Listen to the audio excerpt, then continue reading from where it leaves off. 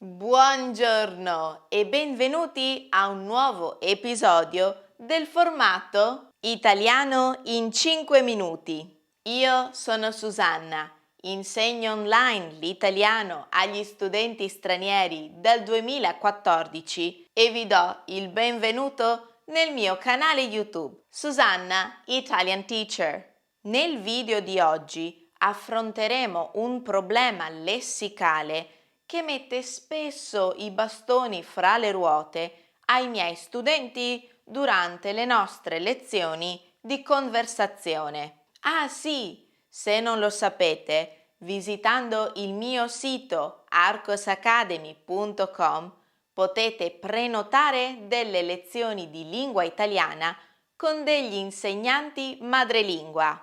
La lezione prova è gratuita. Qual è la differenza tra le parole epoca, periodo, tempo? Quando dobbiamo usare specificatamente un termine rispetto a un altro? Iscrivetevi al mio canale e attivate le notifiche per non perdere futuri video che vi aiuteranno a migliorare il vostro italiano.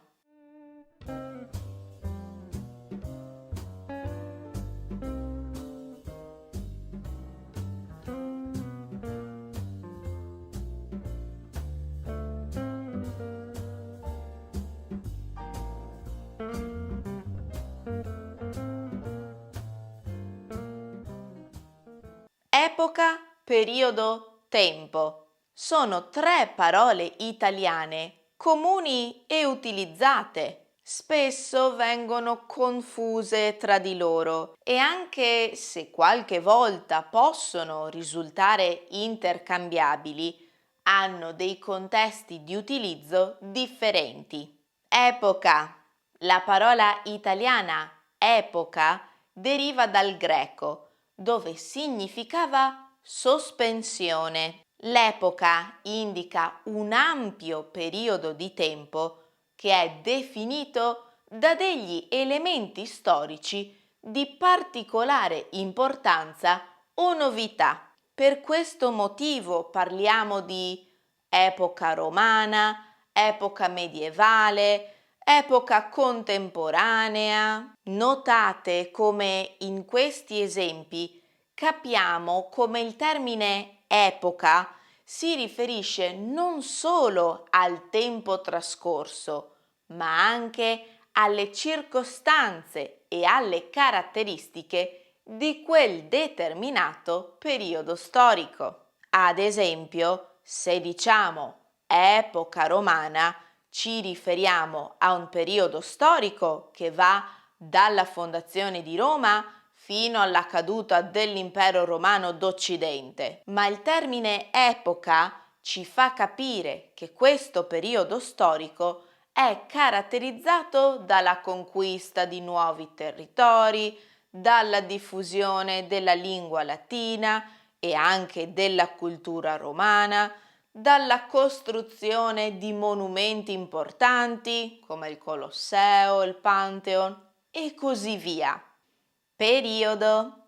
Il periodo si riferisce a una durata temporale definita, che può essere lunga o breve. Anche se il periodo presenta delle caratteristiche determinate, a differenza del termine epoca, periodo non ha necessariamente un significato storico preciso. Potremo infatti parlare del periodo delle invasioni barbariche in Italia, ma anche di un periodo di vacanze, un lungo periodo di malattia, un periodo di lavoro intenso. Usare epoca in questi contesti sarebbe totalmente errato. Lo sapete che la parola periodo si può utilizzare anche nel linguaggio italiano grammaticale e scientifico? Se siete curiosi di scoprire di più su queste accezioni, consultate un qualsiasi dizionario italiano monolingue. Tempo. Tempo è la parola più generica fra le tre, quella che possiede un significato più ampio e che, per questo motivo, può essere utilizzata in molti contesti. Il tempo si può riferire alla durata di un evento, sia breve sia lungo, alla successione di certi avvenimenti, al cambiamento e all'evoluzione di determinati fenomeni o a un periodo concreto o astratto. Quanto tempo ci mette il treno ad arrivare in stazione?